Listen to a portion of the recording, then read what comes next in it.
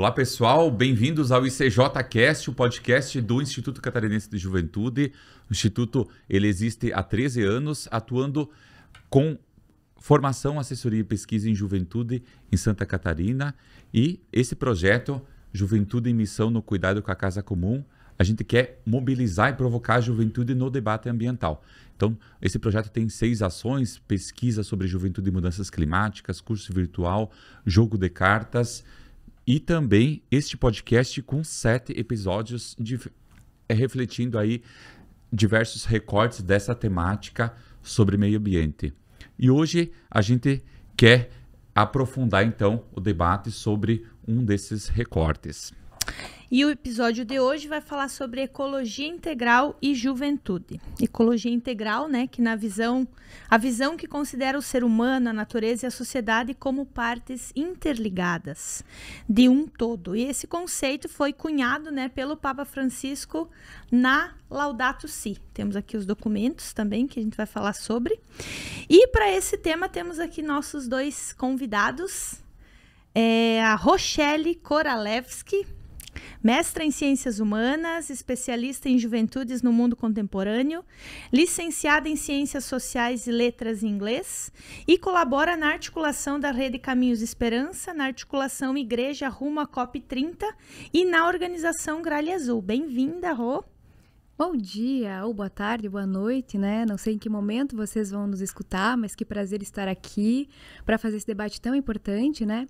Debater sobre a questão ambiental, ou melhor, socioambiental, né? Nessa relação com as juventudes. Então, agradeço o convite desde já e sei que essa conversa vai ser muito frutuosa. Bacana, nós que agradecemos. E também temos o Eduardo Nishpua Scorsato, que é coordenador de campanhas no movimento Laudato Si, mestre em planejamento urbano e regional e doutorando em arquitetura e urbanismo. Bem-vindo! Oi, gente, bom demais estar aqui. Obrigado pela acolhida e pelo convite. É uma alegria imensa para a gente poder conversar com mais pessoas, sobretudo, especialmente com pessoas dessa região do Brasil tão querida, a respeito desses temas que a gente considera determinantes e importantes para agora e para o futuro. Vamos lá, acho que é um tema que há muito tempo nos provoca e agora a realidade concreta também cada vez mais nos está provocando, né, com esse contexto das mudanças climáticas, né? E eu queria começar provocando vocês que vêm de uma caminhada de pastoral da juventude, ligação com a Igreja Católica, o ICJ também, ele é fruto de uma caminhada de muito tempo aqui, de sonho aqui da Pastoral da Juventude, de ter um espaço, uma organização que pudesse se dedicar também com juventude. E partindo desse chão, que é a Igreja Católica, eu queria perguntar, Rochelle, como é que a Igreja tem refletido, se dedicado, se debruçado sobre essas temáticas na dimensão socioambiental? Muito bem, considero que a igreja tem um papel profético dentro desse campo e desse debate, e toda vez que eu penso nessa pergunta que você faz, Rodrigo, me vem à memória, assim, Irmã Dorothy, né, e tantas pessoas, tantos mártires, né, que, enfim, deram a sua vida pela causa da natureza, pelo grito dos pobres e pelo grito da terra, né? Então, acho que há muito tempo a igreja já vem se mobilizando e agora a gente tem uma oportunidade muito boa com a COP30 de institucionalizar cada vez mais, né, esse chamado do Papa Francisco, que desde 2015, né, por meio da Laudato Si e do conceito de ecologia integral, que também nos traz aqui hoje, enfim, reforça essa necessidade e essa urgência, né? Que é uma urgência tanto do nosso papel enquanto cristãos e cristãs nesse mundo, mas também uma urgência dos tempos, né? Chegou no momento de não dar mais para falar do debate socioambiental como uma temática. Vamos tratar sobre isso, né, como algo que a gente poderia escolher, né? Hoje é o imperativo do nosso tempo, né? Não tem como fugir. Então a igreja atenta, né, à realidade, atenta aos sinais dos tempos, também se coloca, né, e debate sobre essa questão. E o Papa Francisco, com muita qualidade, né, nos chama à conversão ecológica, né? Então acho que esse caminho vem sendo muito bonito e é interessante perceber como a partir de 2015, né, celebrando esse ano, os 10 anos da Laudato Si, que depois também Eduardo pode falar um pouco mais, né, pra gente, cabe entender o tempo das coisas, né? Então, acho que esse ano vai ser a oportunidade, né, junto com a COP30, da gente conseguir levar e garantir e perceber, né, esse debate nas comunidades que talvez ainda não estejam engajadas, né? Tanto nesse tema da ecologia integral, mas que provavelmente já vivenciam, né, eventos climáticos extremos e questões vinculadas, né, a essa crise, né, essa emergência do clima. E o que motiva vocês, enquanto jovens, aí com tantas pautas no mundo, com tantas coisas para viver, para escolher, para fazer, o que motiva vocês a se engajarem, a olharem para esse tema, né, da casa comum, da ecologia integral? O que motiva vocês a se debruçarem sobre o tema, a se articularem de tantas formas, né? Eu acho que para a gente que foi criança nos anos 90... essa questão a gente foi crescendo com ela, porque se a gente imaginar que os cientistas começaram a alertar sobre o contexto do aquecimento global mais ou menos nos anos 75, nos anos 70, assim de maneira mais estruturada, meio que nos anos 90, quando a gente chegou, bem ou mal, isso já tinha se tornado uma questão a ser considerada, ou ao menos o apelo insistente dos cientistas é para que isso fosse considerado. Então, nós crescemos com esse pano de fundo. Eu, ao menos, vivi no interior do Rio Grande do Sul, numa cidade, mas ainda muito rural, por assim dizer, visto o tamanho e as condições. E sempre exposto a essa relação com a matéria in natura, né? Com aquilo que a gente convencionou chamar de natureza. E isso sempre despertou em mim, individualmente, pessoalmente, uma sensibilidade para essas coisas, um interesse, uma curiosidade, um apego, um cuidado. E isso culturalmente, na zona rural, sobretudo, se não hoje, em outros tempos, havia uma transmissão desse tipo de conhecimento e de relação. E isso sempre me marcou durante todo o tempo. Depois, obviamente, a Pastoral da Juventude, como vocês já mencionaram, foi um espaço em que isso pôde ganhar maior amplitude e agora, objetivamente, profissionalmente, quando eu comecei a trabalhar dentro desse campo e fui reconhecendo, além de uma identificação pessoal, uma causa pessoal de questão que me importa, também algo como um lugar onde eu possa oferecer a minha contribuição de trabalho ao mundo, dentro desse campo. Então, passou por essas esferas, eu acho, de desde criança isso ter sido tratado na minha família, assim por diante, de isso ter encontrado ressonâncias ao longo da minha vida. E algo que eu sempre fico pensando, e pensava enquanto escutava a Rochelle agora também, é de que existem questões com as quais nós escolhemos nos debater. Então, nós olhamos para ela porque queremos ampliar o nosso olhar, porque somos expostos a elas, e aí são inúmeras, e cada um de nós vai se relacionar com aquela que teve oportunidade, digamos assim. Mas existem outras questões que se impõem, e na minha compreensão, nesse estágio atual da crise climática, ela não é uma questão que convém ou não convém, mesmo eu fico imaginando os nossos conhecidos e desconhecidos que são negacionistas estão numa péssima situação, pior do que a nossa, porque não dá mais para negar. Quem admitiu e sofre por ver as consequências da nossa situação, sofre por um mal de consciência. Agora os negacionistas ficaram numa situação delicadíssima, que é não ter por onde negar. Pode negar de dizer assim, eu sei que acontece, não quero admitir, ou pode fazer o que o Trump faz, por exemplo, que não é bem um negacionista. Ele sabe o que está acontecendo, ele sabe o que é que isso impacta, mas ele tem para isso uma estratégia, uma opção de que deixe a coisa acontecer assim mesmo. Mas, para dizer, o negócio está feio para os negacionistas porque é uma questão que se impõe.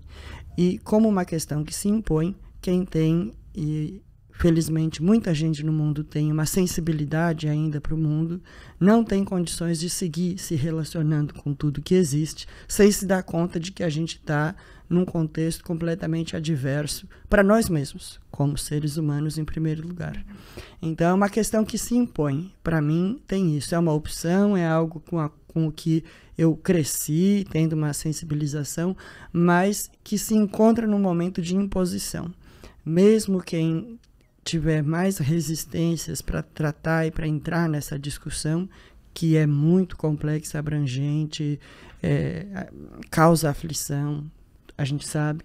Mas quem não quer, não tem por onde sair, porque é uma questão do nosso tempo. Talvez pode ser uma mais das um maiores. debate anexo, acessório, mais um tema que vai ocupar um espacinho num seminário, enfim, ele tem que ser uma pauta central de toda a sociedade, né?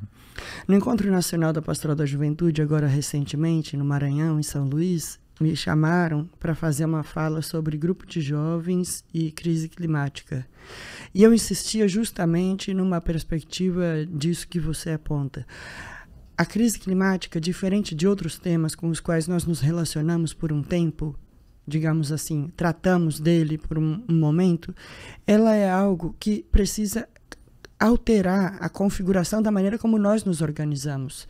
É mais do que um tema a ser tratado. A gente está falando de um contexto de crise completa de todas as coisas, de emergência, de urgência, de algo que está relacionado diretamente às condições de vida.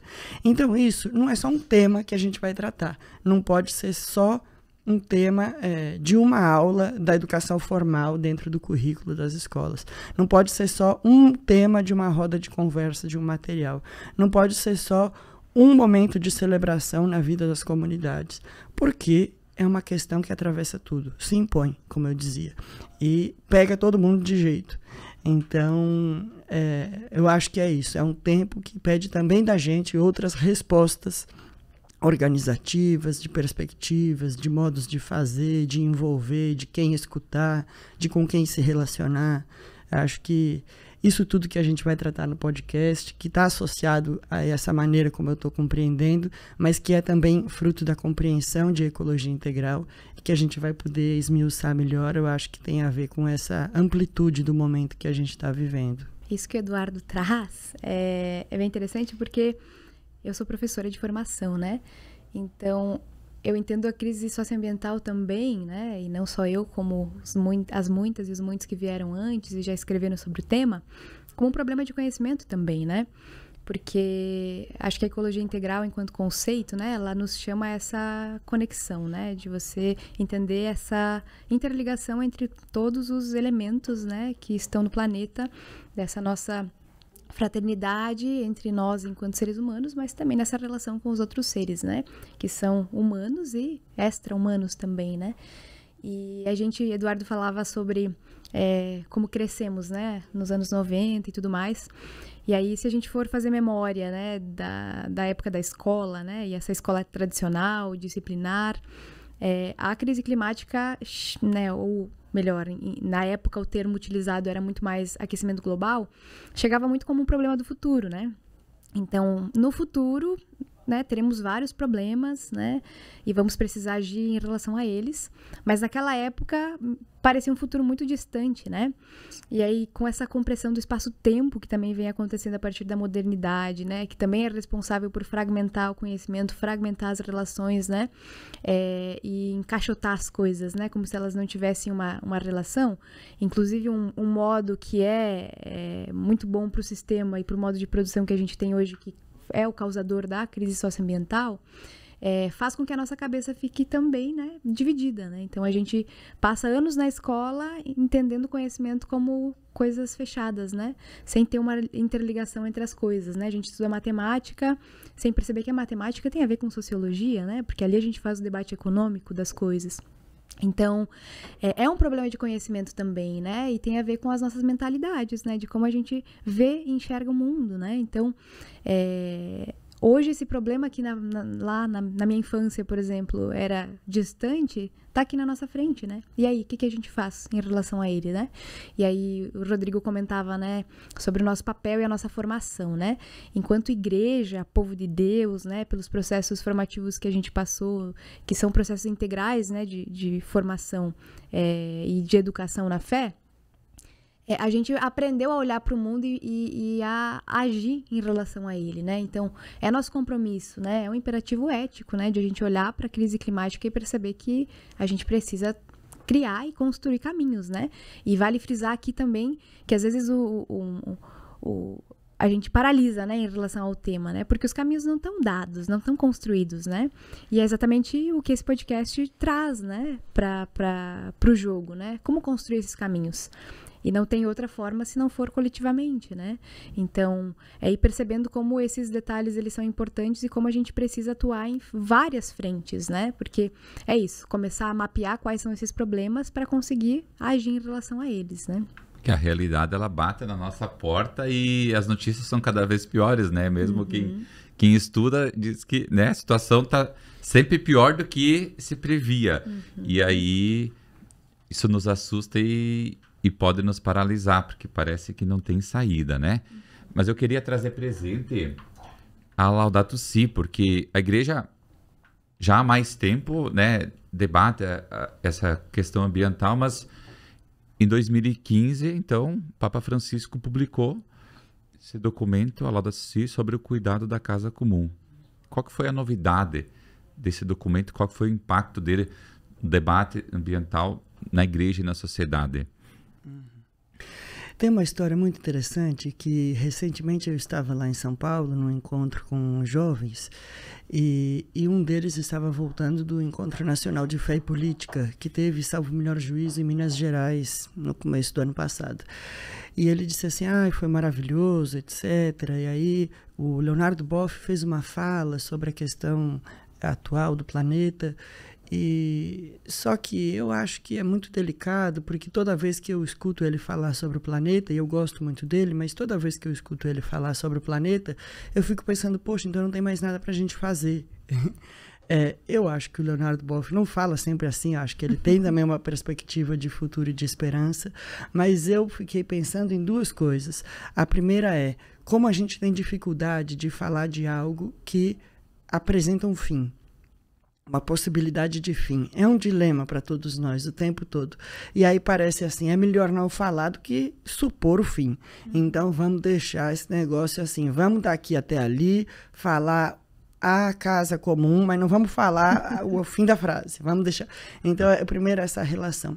E a segunda é dizer a respeito da sua pergunta. Eu acho que o Papa Francisco, em 2015, quando ele lança Laudato Si, ele oferece para o mundo duas coisas: a honestidade e a sinceridade na leitura sobre o que está acontecendo com a casa comum e uma mensagem de esperança, que não desconsidera a realidade. Porque é muito fácil, e a gente vê no mundo todo a extrema-direita se alvoroçando com promessas fáceis de responder problemas extremamente complexos.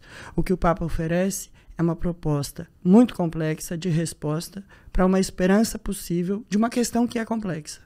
Então, acho que, em termos gerais, o primeiro elemento da Laudato Si é dizer isso, que é um documento que posiciona a igreja dentro do debate socioambiental. Ele vem no contexto pré-COP em Paris, portanto, ele é um documento que teve, por assim se pode dizer, uma incidência direta sobre a construção do Acordo de Paris, e ele é um documento muito ambicioso. O Papa disse, até onde eu pude ir, eu fui. Agora é com vocês. Aprofundem essa interpretação, avancem essa discussão, trabalhem esse tema, reflitam isso que está posto. E o documento traz uma riqueza absurda sobre vários aspectos. O primeiro, como eu dizia, o da interpretação. Eu acho que com a ajuda de cientistas de grande qualidade, entre eles vários brasileiros, o Papa Francisco, que já admitiu se relacionar com Carlos Nobre, ter conversado com o próprio Leonardo Boff sobre o texto da Laudato Si, ele apresenta um diagnóstico muito profundo e sério do que está se passando, mas ele também não deixa de fazer algo que, para a igreja e para nós que somos cristãos, tem um peso, que é de resgatar as raízes da nossa fé, de onde vem esse debate dentro da experiência de fé de um povo. Portanto, ele escreve sobre o Evangelho da Criação, que é um texto, para quem não tem interesse sobre a matéria religiosa, ao menos do ponto de vista da literatura, é um texto imperdível, porque é de uma preciosidade muito interessante. E depois ele aponta também concretamente para onde é que a gente sai disso. Embora ele não tenha uma solução e ele diga implicitamente que não existe receita para sair disso, mas ele apresenta onde estão as apostas dele. E aí ele vai falar da educação ecológica, da espiritualidade ecológica. E, obviamente, e para encerrar a minha interpretação sobre o documento é dizer que a preciosidade do documento é justamente essa concepção que ele elabora ao longo do documento e dedica um dos capítulos dele para falar disso, que é dessa noção que ele chama de ecologia integral. Ele costura como um bom orante, no sentido de ligar a relação com o transcendente com a realidade, ele costura a dimensão humana, a dimensão ambiental, a dimensão social, a dimensão cultural, econômica, a dimensão do bem comum, a dimensão intergeracional, a noção, é uma chave de leitura. Eu sempre digo assim, às vezes eu escuto o povo falando assim, não sei o que, em vista da ecologia integral, quase como se fosse uma ideia assim, a ecologia integral é o próximo céu. Agora a gente repaginou, não é mais reino de Deus, nem céu, é ecologia integral. Eu acho que não é bem por aí que o Papa Francisco propõe. Na minha compreensão, ele propôs uma chave de leitura, um jeito de olhar para o mundo e compreender as alianças visíveis e invisíveis, do bem e do menos bem, se a gente quiser distinguir assim binariamente, que existe entre as coisas. Então, acho que isso é maravilhoso e o documento é extraordinário. Teve uma receptividade muito grande na universidade, nas organizações ambientalistas, no mundo todo e também dentro da igreja. Embora, obviamente, tenha encontrado resistências pelas posições muito precisas que tem, ele também tem recepção dentro da igreja. Então, é um documento precioso.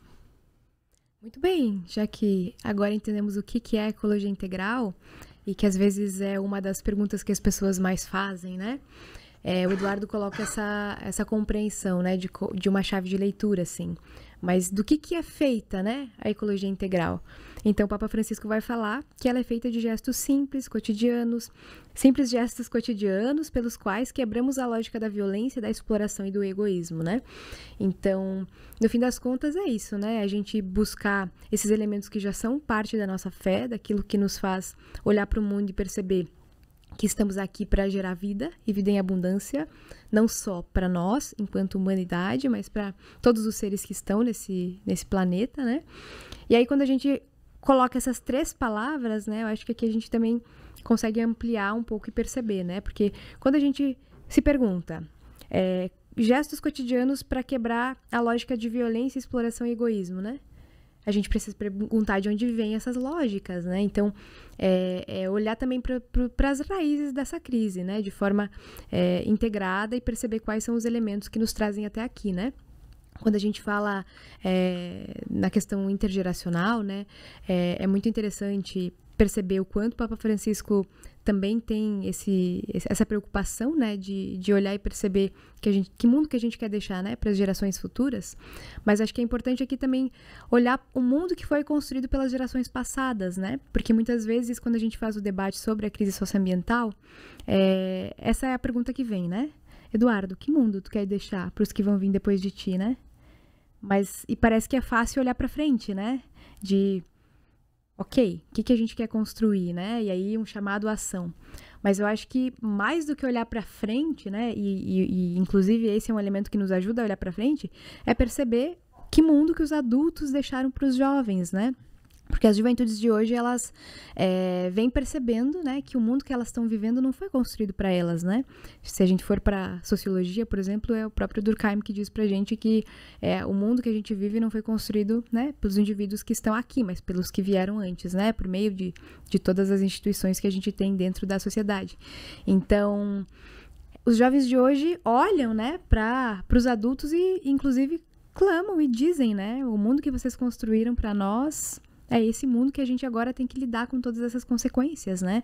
Então, acho que cabe também dizer aqui, né, em comunhão com a igreja, mas como os jovens vêm se levantando, né, e protagonizando esse debate ao redor do mundo, né? A gente tem figuras chaves, né, que a primeira que aparece é sempre a Greta, né, que foi, enfim, muito jovem, né, se colocar, inclusive dentro das COPs, né, fazer discursos extremamente sensíveis, né, e discursos chamando, né, as lideranças mundiais à ação e ao compromisso, né, com a geração dela, e ela também preocupada, né, com as gerações futuras.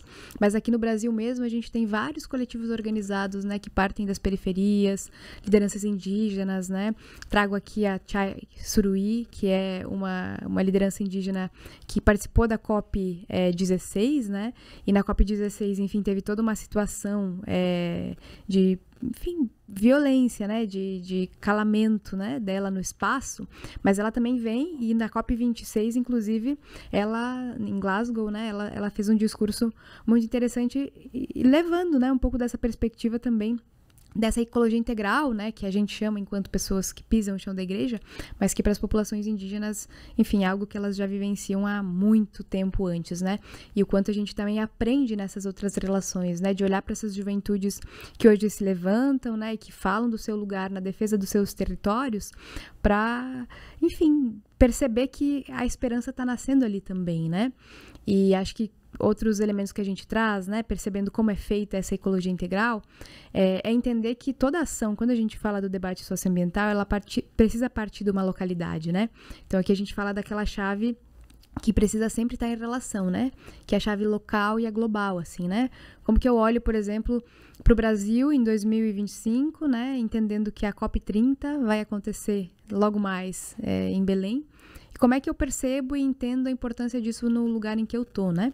Como é que eu pego o conceito de ecologia integral, né, como essa chave de leitura que nos faz planejar a ação e falo dela a partir do meu cotidiano e da minha realidade, né? Como é que todos esses elementos, né, que gritam a nível global, né, podem ser, enfim, construídos, né, no chão que eu tô pisando, né, com as pessoas da minha comunidade, né, no lugar em que eu tô, assim. Então, eu tenho, me parece que não tem outro caminho senão pensar localmente, né, claro que sempre nessa relação global, assim, né, mas como é que eu olho para minha igreja, né, que é a igreja que eu tô, a minha diocese, a minha paróquia, se eu não sou, né, uma pessoa católica, como que eu olho para os coletivos que eu estou inserida, né, como que eu olho para os espaços em que eu estou atuando e percebo a necessidade de tratar, né, da crise socioambiental como algo, enfim, transversal a tudo, né, como a base, né, é isso, é olhar para o chão e perceber que o chão está, né, como o Papa Francisco diz, né, a terra está gemendo,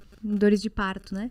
E como é que eu olho para tudo isso e percebo que qualquer ação precisa considerar e como a ecologia integral é essa chave, né? Pra gente mudar aquilo que eu falava antes, né? Que é a forma de olhar para o mundo, né? De conhecer o mundo e se relacionar com a nossa mentalidade no final das contas, que perpassa, inclusive, a nossa fé, né? Tudo está interligado, né? Acho que é um pouco esse espírito e a gente olhar para a nossa realidade local e também entender os grandes desafios que são globais e afetam diretamente a nossa realidade, né? E nos últimos 12 meses, acho que a gente viveu fortes emoções e fortes consequências de todo esse processo, né? Vocês são do Rio Grande do Sul, embora o Du já agora, né, não está residindo lá, mas o Rio Grande do Sul foi fortemente atingido pelas enchentes no ano passado. Aqui em Santa Catarina a gente tem essa realidade muito forte também, especialmente no Vale do Itajaí, mas não somente. Enchentes, já tivemos tornados em Guaraciaba, em Xanxerê, em outros lugares. A estiagem, né, afeta com frequência, aí, especialmente os pequenos agricultores. E a gente vê pelo mundo, né, os incêndios florestais de grandes proporções na Austrália, na Califórnia, enfim. Então, aqueles filmes de catástrofe que as coisas vão acontecendo, né, e se preparando para o fim do mundo, a gente está vendo acontecer na prática.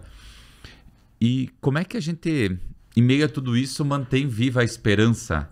Como é que a gente consegue encarar essa realidade que está esmurrando a nossa porta e continuar dizendo, existem caminhos para a gente trilhar, ações que a gente pode fazer em meio a tudo isso? Eu acho que essa é uma pergunta bastante individual. Embora a esperança não seja um exercício individualista e nem que se faz sozinho, muito difícil ter esperança em algo sozinho, mas é uma resposta muito individual. De modo que eu posso dizer da maneira como eu tenho encarado.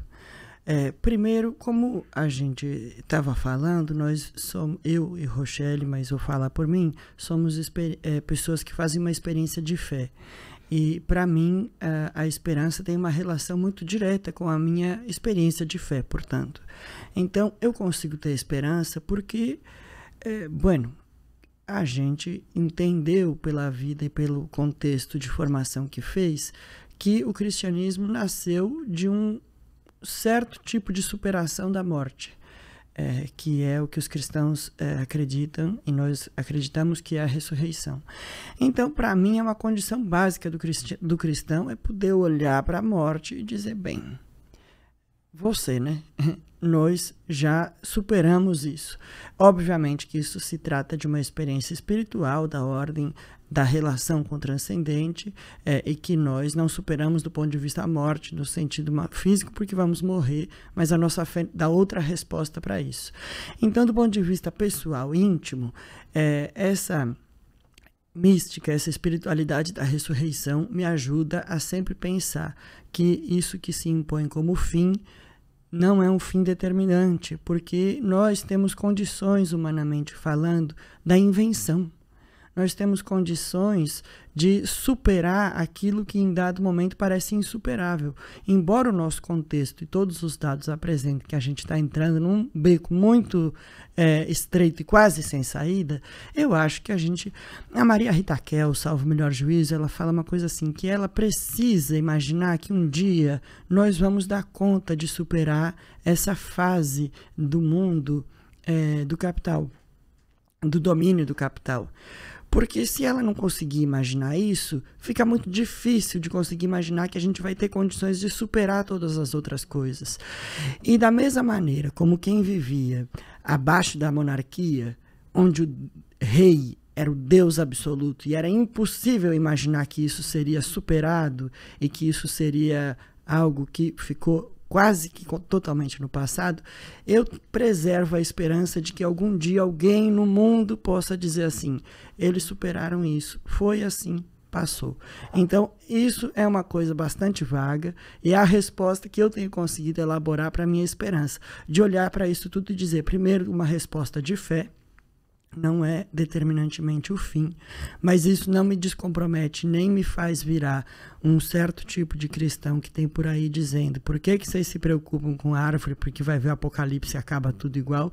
Acho que isso é uma burrice destemida do nosso tempo, entre outras tantas, mas me interessa essa resposta, primeiro, do âmbito da fé, e segundo, de dizer, haverá de ter por onde, um dia, quem sabe, alguém de nós que restar fazer uma experiência de superação disso. Se eu não tiver essa esperança, que não tem muita justificativa, não, é uma coisa que eu sinto, para mim não tem como continuar. Então eu me apego a esse desejo. Talvez minha esperança seja o meu próprio desejo de que a gente dê conta de lançar outras coisas. E óbvio, aí também tem razões da esperança, que são as experiências todas que a gente vê acontecer por aí. Dentro de vários grupos, dentro de vários povos específicos, em regiões do país diferentes, no mundo todo, experiências de pessoas de onde você não esperava vir, por exemplo, um tipo de compreensão e um tipo de condição de articulação de uma alternativa. E aí você vai lá e vê, pô, aquilo existe. É isso que eu digo da capacidade de invenção humana. Nós não podemos desacreditar disso, da capacidade de criar. E a gente tem visto, né, Rochelle, agora especialmente nesse caminho que a gente tem acompanhado de preparação da Igreja do Brasil para viver a COP30, mas sobretudo a oportunidade que a Igreja está aproveitando da COP30 no Brasil para aumentar o seu grau de incidência, de reflexão, aprofundar suas compreensões. Nesse caminho a gente tem descoberto coisas extraordinárias, experiências de pessoas em vários lugares do país que vivem uma radicalidade no compromisso com essa esperança do porvir. Então, todas essas microexperiências que a gente vê, desde a pessoa que faz algo muito simples na sua comunidade, seja de separação de resíduo, desde quem está atuando dentro do âmbito político, articulando, tentando propor leis e rever legislação e política pública, desde quem atua no âmbito comunitário religioso e através da fé vai criando processos de sensibilização, de amadurecimento, para que as pessoas possam dar outras respostas frente a essa crise. Todas essas microexperiências, elas vão sustentando e dando razões também para essa esperança. Então, é um pouco por aí que eu estou me situando. E a gente conversava hoje, antes, né? Que talvez o tema que consiga unir a humanidade, né? Para além da religião, para além, acho que o Papa Francisco faz esse movimento ecumênico, né? No documento, até a todas as pessoas de boa vontade, né? Talvez seja, né, a ecologia integral. E temos aí, no final do ano, a COP30, né, que vai reunir o mundo todo se debruçando, né, para tratar dessa temática. O que a gente pode esperar dessa conferência, Rô? COP30 no Brasil, novembro de 2025, em Belém, né?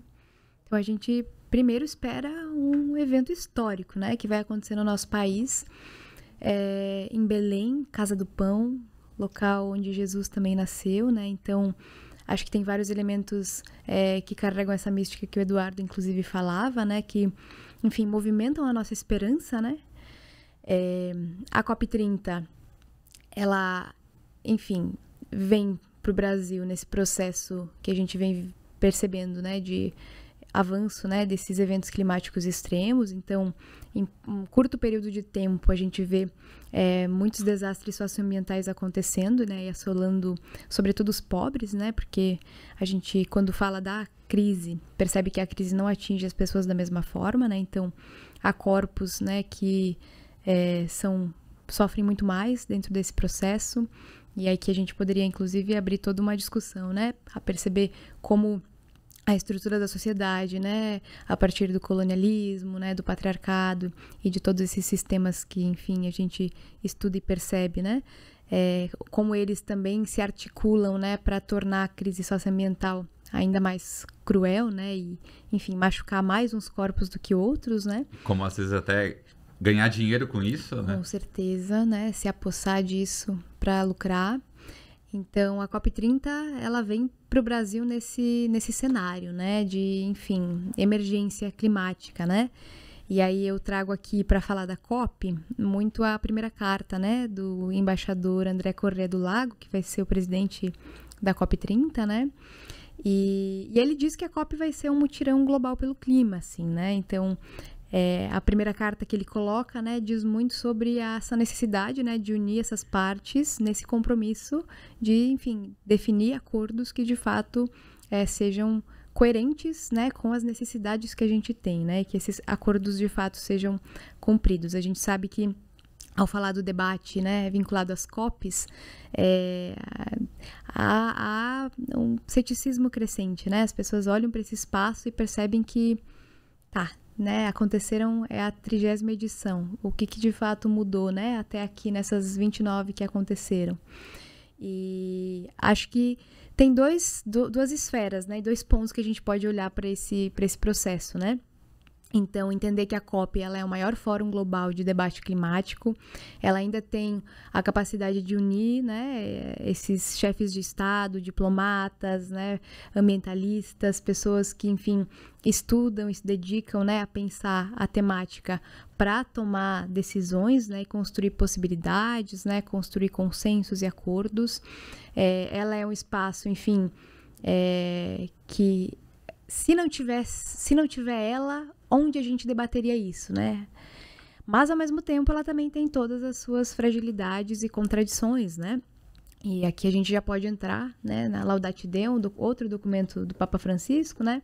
Como a Liege dizia, todas as pessoas de boa vontade, né, que querem falar sobre a crise climática, entender, estudar e agir, né, em relação a ela. O Papa coloca um pouco desses elementos contraditórios, né, de como, enfim, esse multilateralismo que a gente vivencia hoje, né, a partir da ONU, ele precisa vir de baixo, né? Ele precisa, enfim, ouvir as populações, né? Não só tomar decisões pelo presente, pelo futuro do planeta, a portas fechadas, né? Dentro de um ar-condicionado, com homens engravatados que, enfim, não sabem, né, da situação, mas que não são afetados por essa situação, né? Então, ouvir a voz dos povos e o grito dos povos e da terra é fundamental para garantir que essas decisões, elas, enfim, sejam coerentes com aquilo que a gente precisa. Tanto que, então, na COP30, né, pelo que se vem construindo até então, apesar, né, desses desafios que a gente encontra, né, que tem a ver com, enfim,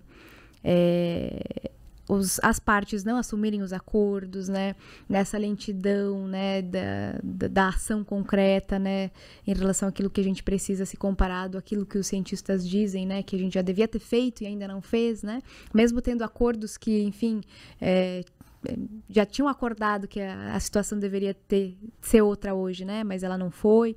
Então, assim, se espera para a COP30, primeiro, uma participação da sociedade civil, né, tanto que para além da COP a gente vai ter outras atividades, como é o caso da Cúpula dos Povos, né, que os movimentos sociais vêm puxando e colocando a sua voz, né, dizendo o que os povos dizem, né, e esperam, né, e querem que seja negociado, né, no debate climático, mas também de dentro do espaço, né, a questão do financiamento climático, ela vai ser muito importante, né?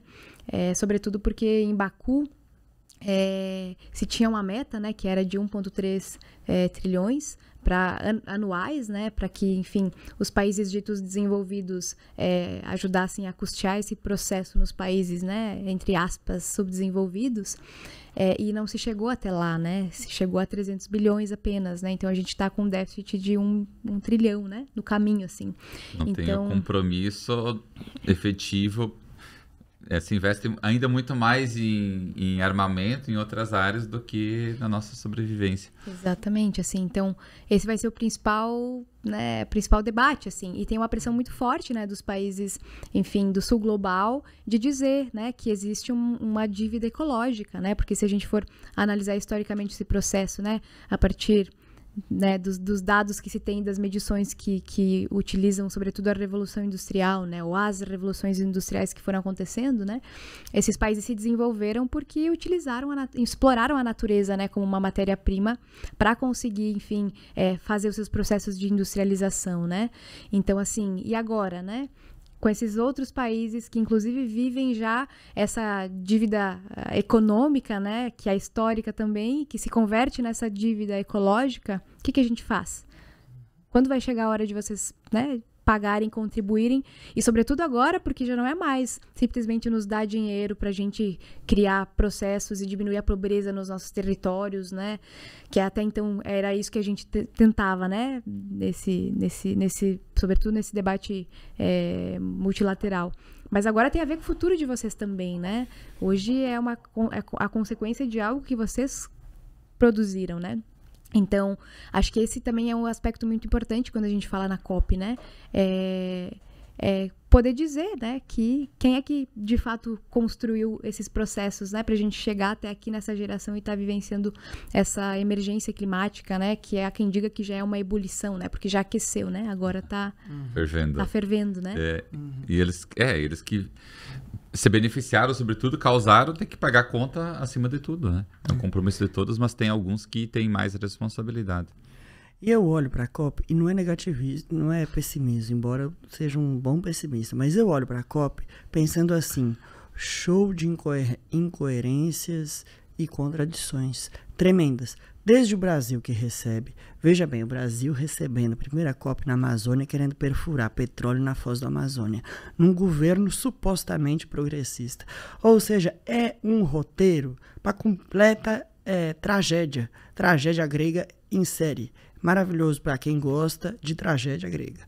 Para a gente que gostaria de ver uma coisa um pouquinho mais, digamos assim, ventilada, vai mal. Então, primeiro elemento, nós nos preparamos como Estado para receber a COP, apresentando metas razoavelmente audaciosas, digamos assim, as nossas NDCs, dentro do contexto geral dos estados, elas são até ambiciosas, audaciosas, sobretudo no tema da preservação das florestas e da recuperação, reflorestamento. Ao mesmo tempo que nós apresentamos nem tão por trás dos panos assim a nossa ambição de cavucar atrás de mais petróleo na foz da Amazônia. Então, da nossa parte, a gente já vai com a incoerência. Para receber, além de toda essa turma que a Rochelle falou, para receber o lobby das grandes corporações do petróleo, entre outros, para receber todo tipo de grande interesse do capital. Mesmo o Trump tendo saído do Acordo de Paris, levado o nosso vizinho aqui mais interdito que ele junto, e toda essa coisa assim, mas, digamos assim, o cenário está todo armado para não motivar muito a gente, dentro dessa ótica. Agora, tem também isso que a Rochelle falou, que o Papa Francisco chama de multilateralismo desde baixo. O fato também de ser na Amazônia, de ser no Brasil, abre espaço para que outros atores, se não puderem entrar, ao menos ocupem a cena. Naquele documentário que eu sei que vocês estão usando, a carta, uma mensagem pela nossa terra, o Papa Francisco convida 5 representações para uma conversa de algo que ele chama de poetas sociais, que na compreensão dele são os líderes de movimentos sociais populares, os povos indígenas, os povos migrantes forçados à migração e assim por diante. Digamos assim, embora possa não envolver essa representação propriamente, uma COP na Amazônia, no Brasil, e o que a gente tem previsto é que ela vai reunir uma representação desses poetas sociais, que é onde o Papa Francisco, por exemplo, e eu quero me somar a ele, olha com um certo tipo de efusiva esperança. Agora, a nossa expectativa, a minha e a que ele apresenta na Laudate Deum a respeito das condições para que esses fóruns oficiais e esses estados se comprometam de fato com aquilo que eles dizem se comprometer, é um pouco, digamos assim, desolador.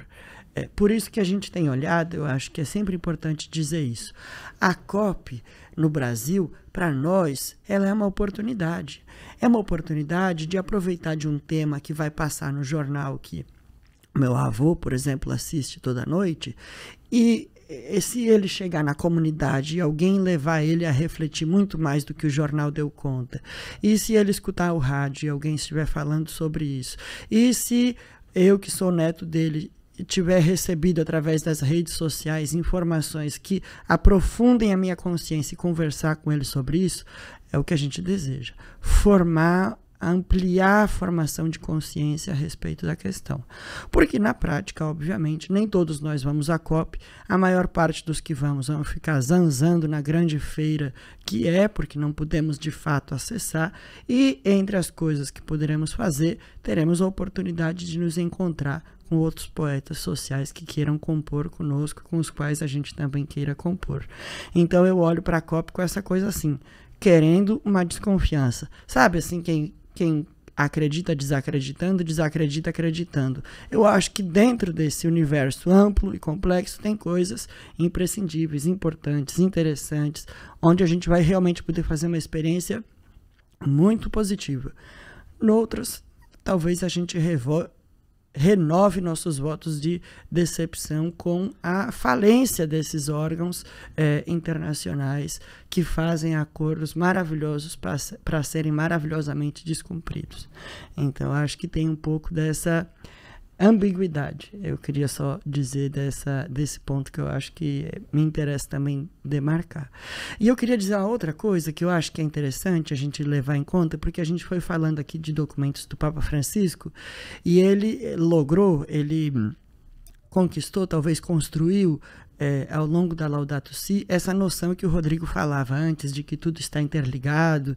Em várias entrevistas ele dizia assim: há de se entender que não existe, inclusive está escrito no documento, não existem duas crises, uma social e uma ambiental. Existe uma única e complexa crise que é socioambiental. Ou seja, ele casa as coisas, né?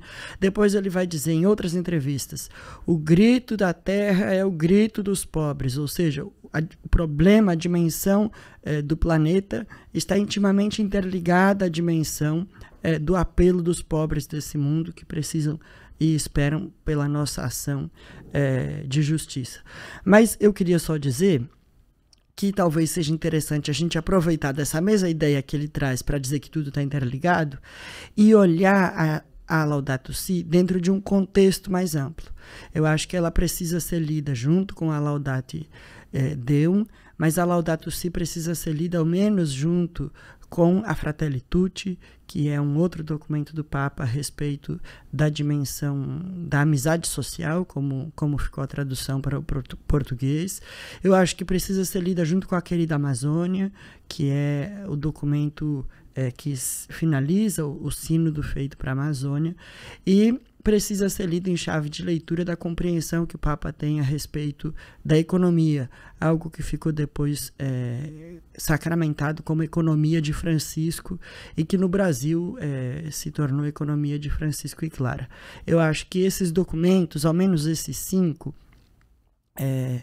precisam ser lidos em conjunto, juntos, porque aí a gente tem uma visão bastante interligada e uma visão bastante ampla do que é propriamente que o Papa, mas assim, por assim dizer, a Igreja, por ele ser a representação máxima dessa instituição, tem pensado nesse momento dentro dessa reflexão no que diz respeito à dimensão ambiental, social, política, cultural desse tempo presente. Então, acho que essa também é para quem depois de escutar o podcast ficar com vontade de ver outras coisas, de querer saber, nem que seja para discordar, que tem uma importância absoluta também, veja ao menos isso aí, veja o documentário A Carta, Uma Mensagem pela Nossa Terra, que são oportunidades de a gente ao menos conhecer e saber e se informar e pegar gosto, ou pegar raiva, ou pegar desespero, ou pegar qualquer coisa pela questão. É importante só não ficar de fora.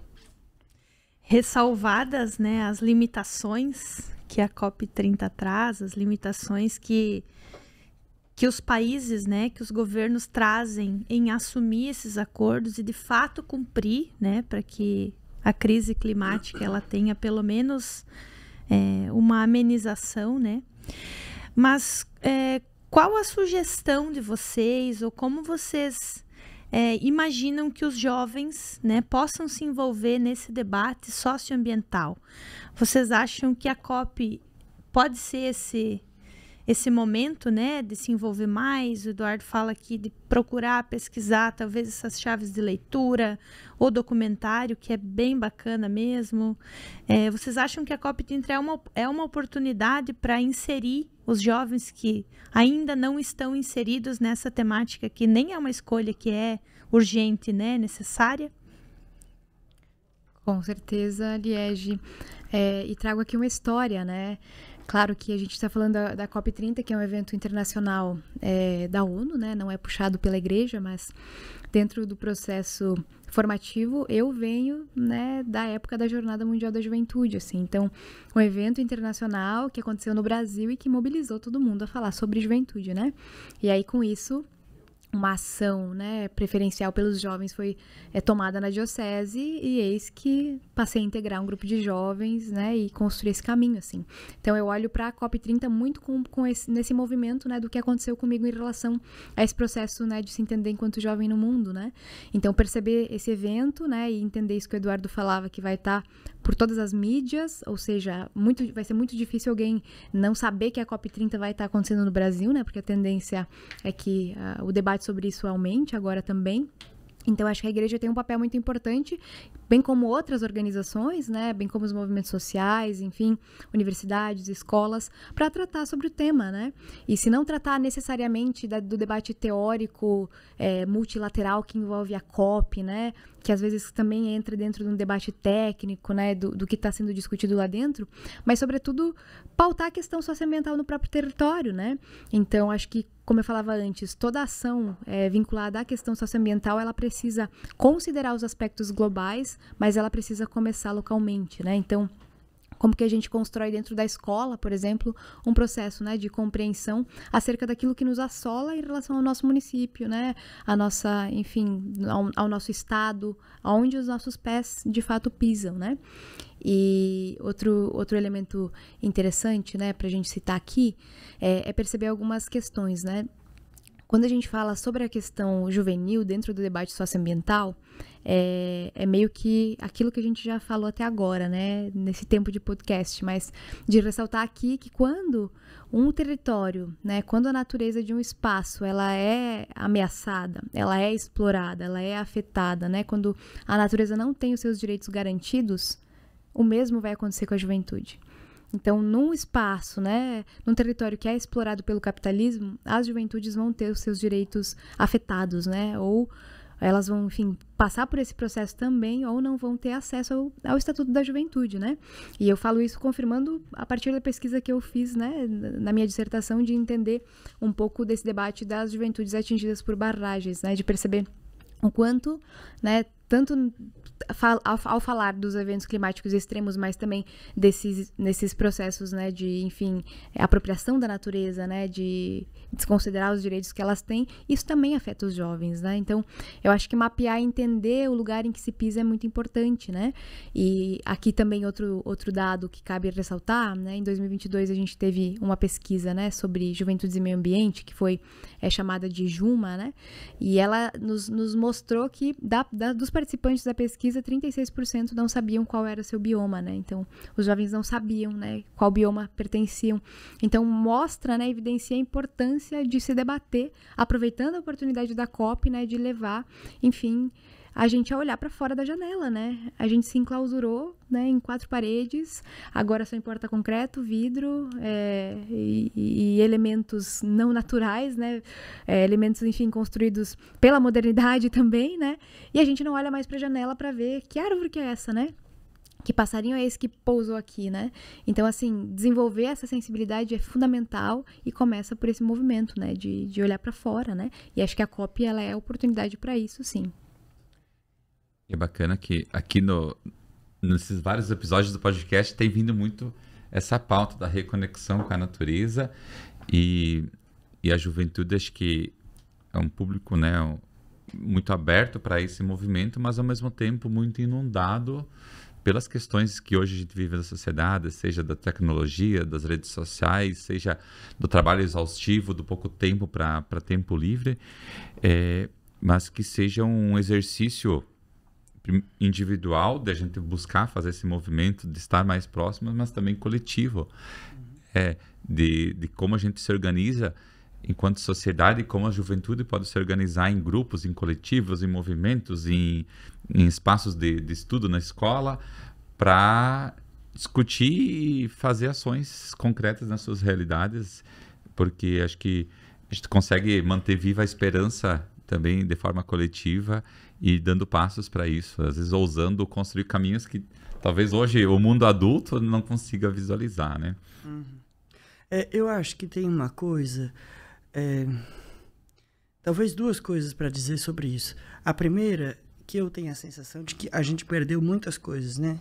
Dos anos 90 para cá, que a gente já tinha perdido muito, mas na linha histórica, assim, em termos de direitos, de compreensão, de leitura, de organização social, etc., talvez nós tenhamos perdido muitas coisas, e me parece que uma das que mais nos custa é a capacidade de fazer perguntas, que é algo que a gente perdeu.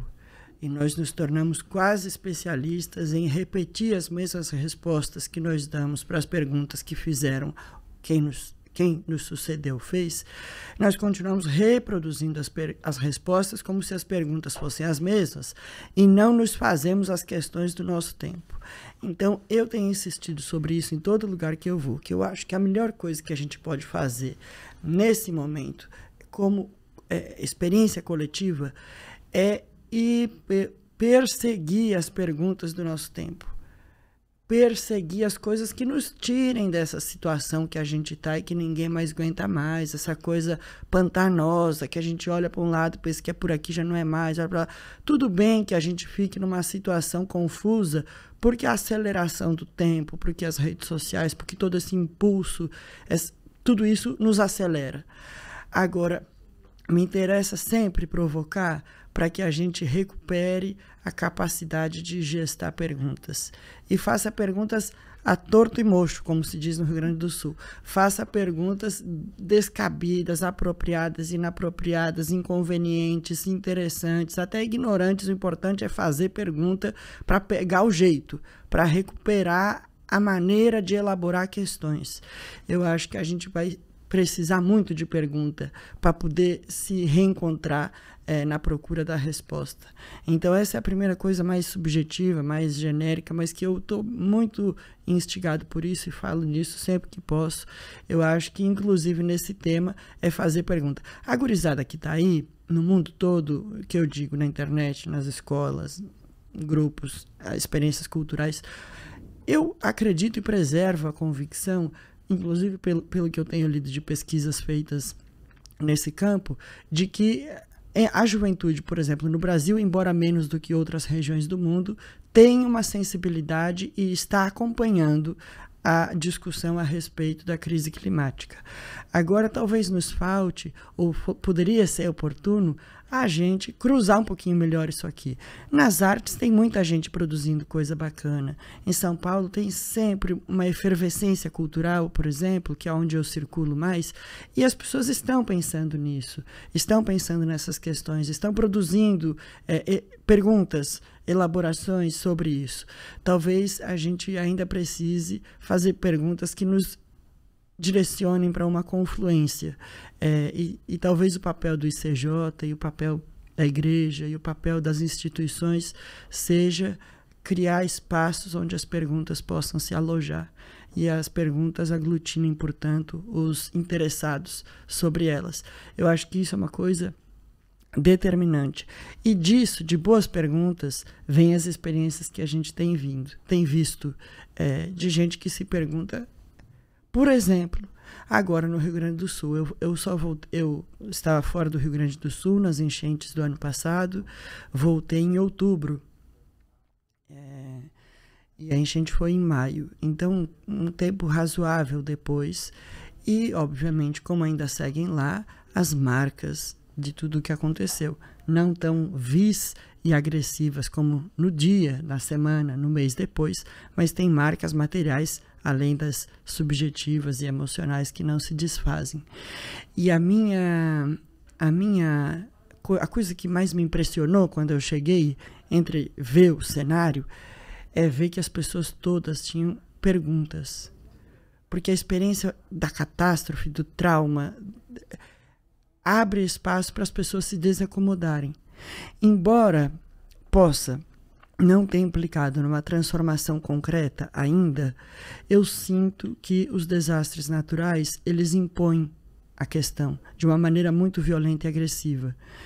E que a resposta que as pessoas têm dado a isso é ter perguntado. Primeiro, uma coisa assim meio triste, mas que acontece, do tipo assim, como é que Deus deixou a gente nessa situação? O que é que a gente fez para merecer um negócio desses? À medida que o tempo passa, a minha questão é essa, que a gente consiga criar condições para que as pessoas possam perguntar por que é que o modo de produção que a gente cultiva corrobora para que coisas como essa aconteçam. E eu não estou aqui falando uma coisa do tipo assim, que lá naquele lugar fizeram tanto que aconteceu isso. A gente sabe justamente que é uma expressão interligada e que as coisas que se fazem no mundo todo respingam vez ou outra lá, depois lá, depois lá, depois lá, depois lá.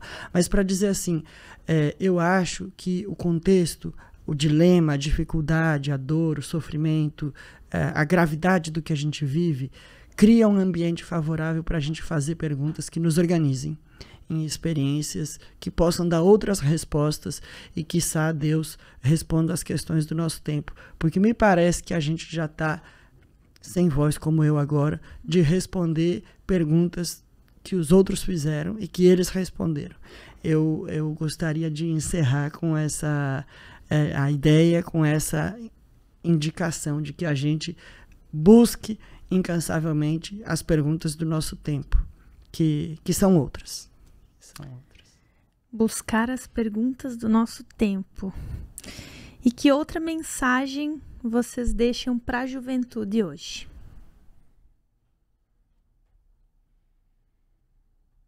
Eu posso dizer a mensagem que eu gostaria de ouvir, porque eu, como estou na rapinha do tacho, estou no último ano de jovem, eu também gostaria de ouvir alguma coisa a respeito disso.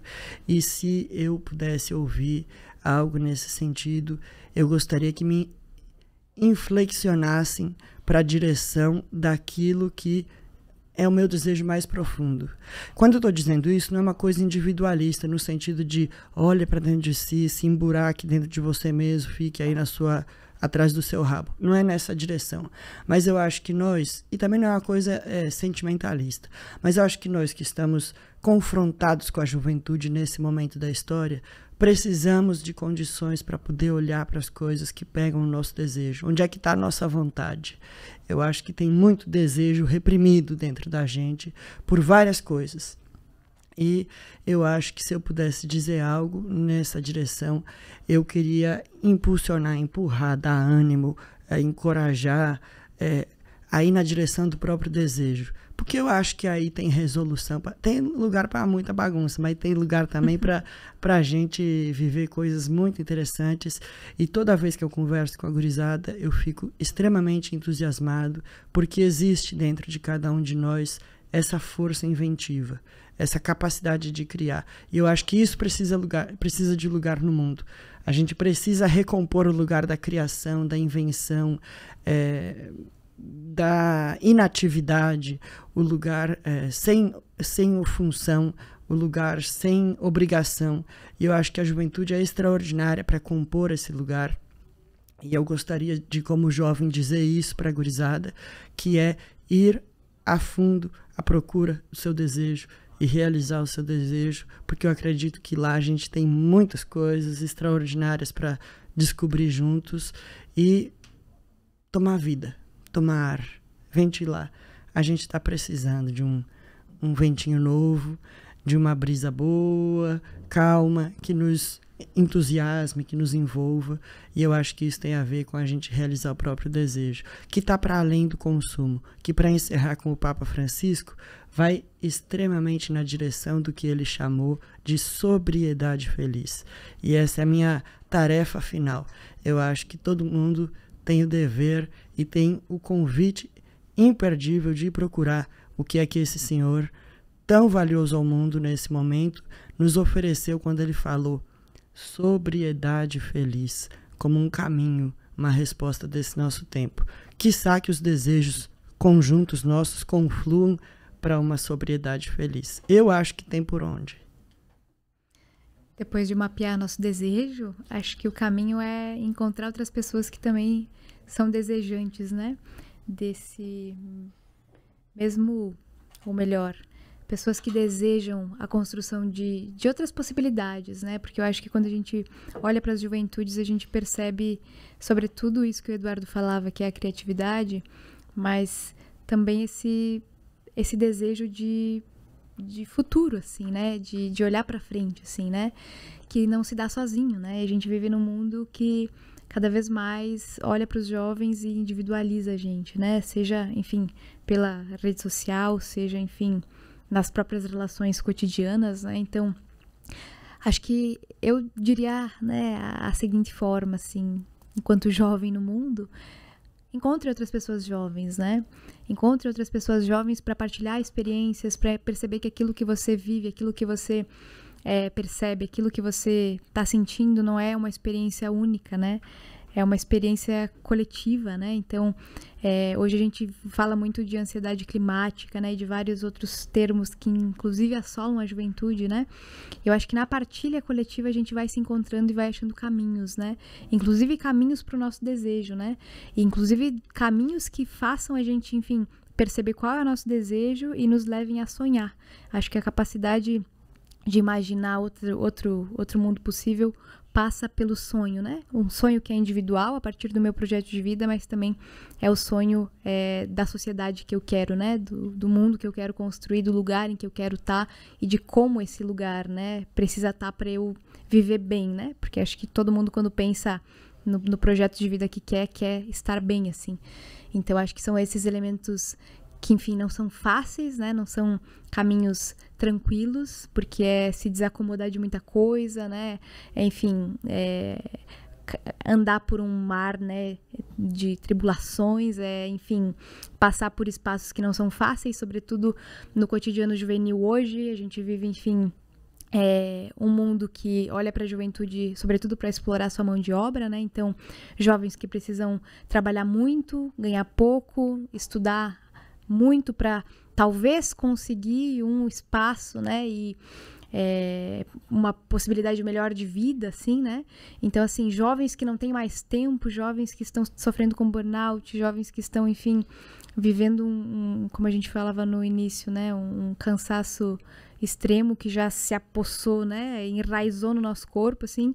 Então, um mundo nos enchendo de questões que às vezes a gente não consegue parar e perceber, né? Essas possibilidades, assim.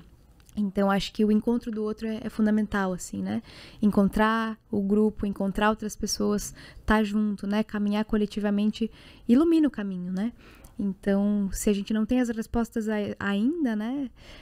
Acho que se organizar é o primeiro ponto, assim, né? Para daí a gente começar a se perguntar coletivamente e aí construir, enfim, possibilidades, né?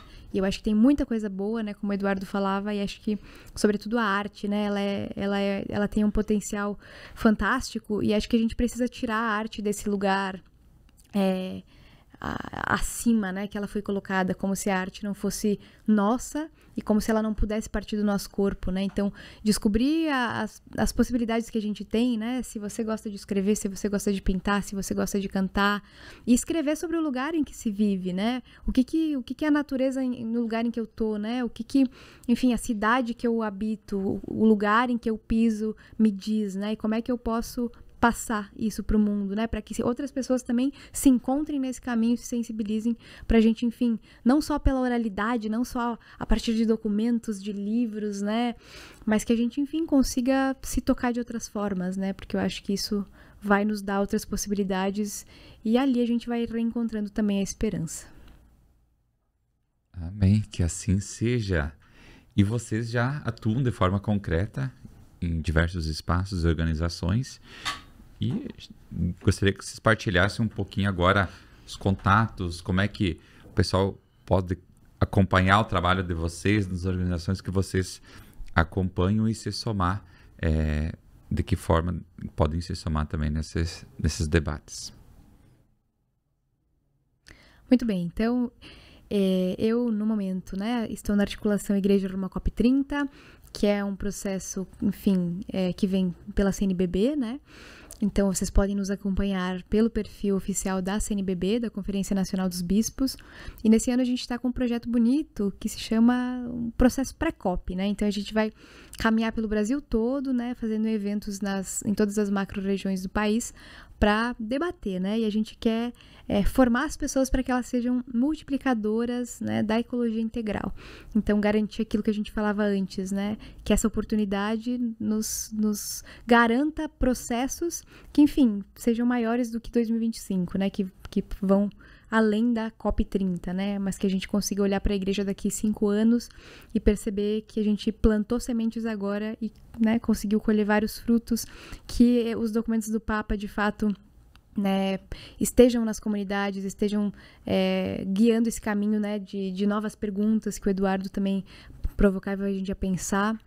E também, né, venho fazendo um movimento de construir esse caminho, né, que não está dado em Erechim, junto com outros jovens, né, que, enfim, também vem se perguntando como viver e como construir um futuro, né? Porque acho que a principal questão que nos persegue é a seguinte, né? A gente está aqui trabalhando, terminando a graduação, indo para o mestrado, para o doutorado, mas para quê, né, Eduardo? Se dizem por aí que o mundo está acabando, né? Então, assim, a gente não pode simplesmente olhar para essa afirmação e acatar ela, né? Como se o mundo também não fosse nosso. Se a gente está aqui, a gente também constrói a sociedade. E aí, como eu dizia antes, sozinho não dá, né? Tem que ser coletivamente. Então, em Erechim a gente está com um laboratório, né? Que se chama Gralha Azul, né? Então, com uma perspectiva bem interessante de conseguir construir processos, sobretudo vinculados à espiritualidade, à formação, mas também àquilo que a gente chama de ativismo, né? Como é que a gente hoje constrói processos de ativismo, né? Com jovens que consigam se engajar e isso também esteja vinculado com a arte, né? Então, a gente está desenvolvendo, junto com as leis de incentivo à cultura no nosso país, que felizmente ainda existem, mas que poderiam ser muito melhores, né? Uma peça de teatro nesse ano, né, para jovens das escolas, né, de ensino médio da cidade, e também um documentário, né, que vai tratar sobre a questão das mulheres no campo e tudo mais. Então, isso que eu dizia antes, né? Construir a partir da nossa realidade, de onde os nossos pés pisam. Eu tenho trabalhado, como a gente falava no começo, como coordenadora de campanhas no movimento Laudato Si, que é uma organização que surgiu mais ou menos no contexto aí de publicação da carta encíclica. Ela é uma organização ligada à igreja e nós temos um carro-chefe, digamos assim, que é um curso que nós oferecemos, inclusive está com inscrições abertas, que chama Programa de Animadores Laudato Si. É um curso introdutório que apresenta, digamos assim, as linhas gerais do documento, a posição, a compreensão do Papa e da Igreja, e desafia os participantes a realizarem ações locais de vivência daquilo que eles aprofundaram ao longo do curso. O curso acontece bimestralmente, são atividades todas remotas durante mais ou menos um mês, numa noite da semana, e depois a pessoa tem mais ou menos mais um mês para executar o seu projeto semente, como a gente chama, que é esse trabalho final do curso. Ele é um curso completamente gratuito e certificado internacionalmente pelo Centro de Estudos do CELAM. Então é uma oportunidade bacana para quem quer conhecer um pouquinho mais, quem quer aprofundar e também quem quer fazer parte de uma comunidade global de católicos relacionada com o tema, porque o curso é a porta de entrada no movimento. Depois disso nós temos uma série de relações que vamos estreitando com essas pessoas através de guias mensais para atividades variadas, através da possibilidade de vinculação a círculos e capítulos, que são como nós chamamos os nossos grupos locais e regionais. No Brasil nós já temos vários desses grupos e eu esqueci de dizer, mas o curso é ofertado para países de língua portuguesa. Então também é uma oportunidade de você que vai fazer o curso se relacionar com pessoas de países de língua portuguesa de outros continentes, conhecer outras experiências, fazer contatos, conhecer como as coisas estão acontecendo de outros lugares também. Então esse é o carro-chefe, essa é a organização. Nós temos aí uma série de atividades ao longo do ano, animamos uma semana que chamamos de Semana Laudato Si, que nesse ano vai celebrar os 10 anos de publicação do documento. Depois nos somamos lá entre setembro e outubro ao Tempo da Criação, que é um mês todo dedicado a atividades com essa perspectiva de formação de consciência, de oração, de aprofundamento da compreensão a respeito do contexto que nós estamos vivendo. E o movimento é essa força viva dentro da igreja que quer tornar a Laudato Si, essa compreensão do Papa, algo bastante vivido e enraizado na vida das comunidades. Então quem se sente convidado, chamado, reconhece o apelo de fazer parte de uma comunidade com essa perspectiva de vistas de atuação no campo socioambiental, está mais do que convidado. Quem só tiver curiosidade também está mais do que convidado a nos seguir no Instagram. Nosso arroba é Movimento Laudato Si, Laudato com U, Laudato Si, e também em todas as outras redes sociais estamos aí presentes, apresentando sempre um conteúdo minimamente aprazível. Brincadeira, um conteúdo maravilhoso para todo mundo que quiser conhecer um pouquinho melhor. Convidamos também, para além desses, né, seguir também as redes sociais do ICJ, no Instagram, no Facebook, no site, né? E agradecemos, enquanto ICJ, imensamente, né? A Rochelle, Eduardo, que trouxeram aí sementes, né? De como a gente pode construir, mesmo, né? Apesar dessas previsões, né? Que não nos devem deixar desesperançados, mas devem criar esse alerta de que a gente sim precisa fazer algo. Então, somos gratos, né, pelas sementes de esperança que vocês trouxeram a partir de tantos chãos da vida, né, que vêm sendo construídos, experiências bonitas que mostram que sim, é possível de construirmos outras realidades, outras sociedades possíveis, né? E, nesse sentido, temos aqui sementes que são crioulas, né? Sementes de vida. E com ela vamos agradecer, então, né, esse momento, essa partilha, essa prosa bonita de esperanças. E dizemos, então, juntas, né, e juntos, que sejamos sementes. Sejamos sementes. E brindemos a esperança. Amém. Bom demais.